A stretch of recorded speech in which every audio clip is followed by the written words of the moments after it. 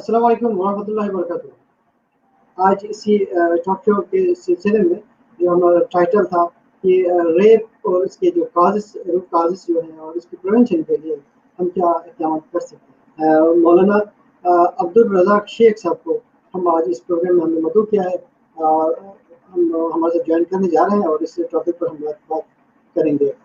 मौलाना अब्दुल रज़ाक शेख साहब, अस्सलाम वालेकुम वरहमतुल्लाहि वबरकातुहू। जी मौलाना अब्दुल रज़ाक शेख साहब। वालेकुम सलाम व रहमतुल्लाहि व बरकातुहू। जी मौलाना साहब, हमने आपका आज कीमती वक्त लिया है। हमने मौजू ये रखा है कि माशरे में जो रेप हो रहे हैं हम देख रहे हैं, अखबार में भी, टीवी में भी इस तरह के केसेस आते हैं। तो हम इस समाजी जो इशू है इस पर लोग बात करना नहीं चाहते हैं, ओपनली बात नहीं कर रहे, जबकि ये एक हकीकत है कि ऐसा होता है और क्यों होता है। इसके बारे में हम इससे मुतालिक आलिम फाजिल आए हैं माशाल्लाह। हम आपको दावत दी है कि आपके बहुत सारे फॉलोअर्स हैं, आपको सुनने वाले, और आपके शागिर्द भी हैं फैले हुए हैं दुनिया में। तो इस सिलसिले में हमने आपको दावत दी है। तो जी मौलाना साहब, आप बताइए कि माशरे में ये रेप और जो बेहरावी के जो वजूहात है, इस पर आप जरा रोशनी डालिएगा। जज़ाकल्लाह। हामिदन व मुसल्लिन व मुसल्लिमा अम्मा बाद, औज़ु बिल्लाहि मिनश शैतानिर रजीम, बिस्मिल्लाहिर रहमानिर रहीम। या अय्युहल्लज़ीना आमनू ला तत्तबिउ खुतवातिश शैतान व मन यत्तबि' खुतवातिश शैतान फइन्नहु यअमुरु बिल फ़हशाइ वल मुनकर। सदक़ल्लाहुल अज़ीम। तो देखें, आज के आपका जो सवाल है रेप के बारे में, जी सबसे पहले माशरे में जो रेप जैसे एक लानत चीज़ पेश आती है, उसके लिए मुझ और आपको इसकी रोकथाम के लिए हमें न किसी डॉक्टर के पास जाने की ज़रूरत है, न किसी वकील के पास जाने की ज़रूरत है, न कोई और असला उठाने की ज़रूरत है, बल्कि इसके लिए हम अल्लाह के अज़ीम कुरान को उठाएं और उसका मुताला करें। कुरान पर जो लिखा है उस पर हम अमल करें। आप कुरान को उठाकर देखें, बिलखुसूस सूरह नूर के अंदर इस चीज़ के मुकम्मल तौर पर मुदल्लल और मुकम्मल वजाहत आई है कि किस तरह हम इस तरह के चीज़ों से बच सकते हैं। अपने बहन, बेटी और माँ, औरत जैसे अजीम हस्ती को हम किस तरह इस गलीज़ हरकत से और इस तरह के चीज़ों से हम बचा सकते हैं। तो सूरह नूर के अंदर वजाहत चाहिए।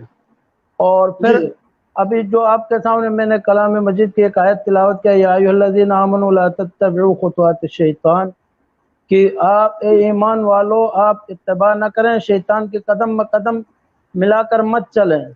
इसलिए कि जो भी उसके इत्तबा करेंगे तो उसका वतेरा और उसका तरीक़ार यही है कि इंसान को उसने गुमराह करना है, लग़व और फजूल कामों में लगाना और फहश कामों में उसने लगाना है।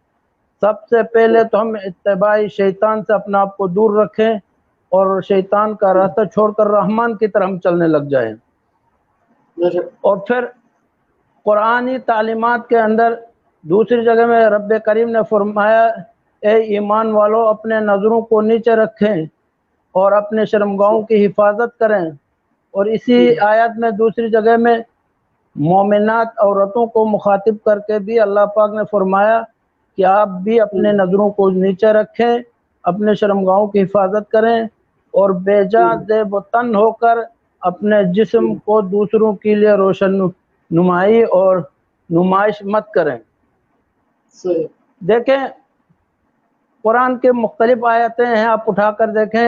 एक जगह में अल्लाह पाक अपने महबूब सल्लल्लाहु अलैहि वसल्लम को फरमाता है, ए मेरे महबूब, अपनी बेटियों को, अज़वाज मुतहरात को और उम्मत की सारी बेटियों को ये हुक्म कर दो कि वो घरों के अंदर भी एक मोटी चादर लेकर अपनी हिफाजत और पर्दा करें। अब रेप जैसे लानत चीज़ माशरे में कैसे प्रचार होती है और कैसे ये इसका रेप पाया जाता है और ख़वातीन का रेप होता है, तो उसकी सबसे पहली कड़ी हमारे घरों ही से शुरू होती है। उसकी वजह यह है कि घरों में हम पर्दा जैसे अजीम चीज़ है जो शरीयत और इस्लाम ने पर्दे का हुक्म दिया है और पर्दा फ़र्ज है। उसको हम मामूली समझते हैं। और जब आपको शरीयत और उलमा और दीनदार लोगों से ये बात पहुंचती है तो आपको कहा जाता है कि भाई पर्दा तो दिल का होना चाहिए, और दिल का पर्दा करते करते दिल दे बैठते हैं और दिल लग जाता है, और फिर रेप जैसे सूरत हाल मेरे और आपके सामने आ जाती है। और सबसे पहले जो घरों में मुख्तलिफ 4-5 भाई इकट्ठे रहते हैं, फिर वहाँ बहन भाई कज़न वगैरह जो मखलूत एक निज़ाम चलता है, अच्छी चीज़ें इत्तेफाक से रहें, इत्तेहाद से रहें, लेकिन जो शरीयत मुतहरा ने पाबंदियाँ लगाई है, आप देखें ना, सबसे पहले अल्लाह पाक अपने महबूब सल्लल्लाहु अलैहि वसल्लम को हुक्म देता है अज़वाज मुतहरात और अपनी बेटियों को कह दो। तो आप और मैं उससे अंदाज़ा लगाएं, जब नबी सल्लल्लाहु अलैहि वसल्लम अपनी बेटियों को कहता है, अपनी उनकी अज़वाज मुतहरात को कहता है, तो आम इंसान, आम उम्मत की औरतों को तो बतरीका औला उस चीज़ पर अमल करना होगा। और हम जो पर्दे वाली अजीम चीज़ है उसको हम बोझ न समझें, और पर्दे को हम शरीयत और दीन की तरफ से अपने लिए एक अजमत समझकर उस पर हम अमल करें। और फिर नबी सल्लल्लाहु अलैहि वसल्लम की एक हदीस है कि अपनी औलाद जब बालिग हो जाएं, 9-10 साल के करीब हो जाएं, तो उनका बिस्तरा अलग कर दिया जाए, और फिर बालिग बच्ची जो 9-10 साल की है वो अपने बाप के साथ न सोए। इसी तरह बालिग बच्चा जो 9-10 साल का है वो अपनी माँ के साथ न सो जाए। तो नबी सल्लल्लाहु अलैहि वसल्लम इतनी बारीकियों को बयान करते हैं, और मेरे और आपको इतनी बारीकी का सबक दिया जाता है, तो फिर जाएं हम अपने कज़न है, मामूजात है, फूफिजात है, खालाजात है, दिगर रिश्तेदार हैं, तो उनके साथ हम कमरे में कैसे बैठ जाएं बगैर पर्दे के, उनके साथ हम कैसे सोना रहन सहन करें, खाना पीना करें। और फिर तो हमें लाजमी है कि उन चीज़ों से हमें दूर रहना है।